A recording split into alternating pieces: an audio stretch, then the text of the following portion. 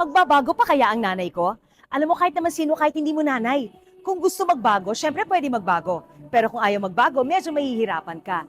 Kasi ang taong hindi nakakakita ng mali sa kanila o areas na pwede niyang baguhin, wala siya talagang gagawin.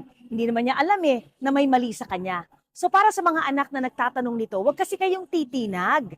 Susubok pa rin kayo, wag niyo rin pangungunahan ang nanay ninyo. Sasabihin niyo, di naman ako maintindihan yan. Pagagalitan lang ako, sesermonan lang ako.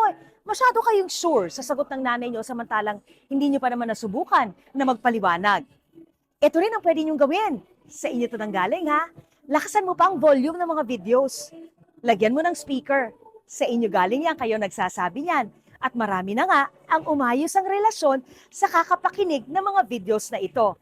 Kanina lang meron ako nakilala, lumapit at sinabi, Tita, thank you so much. Dahil sa kakapakinig sa'yo, best friend na kami ng nanay ko. Think about that.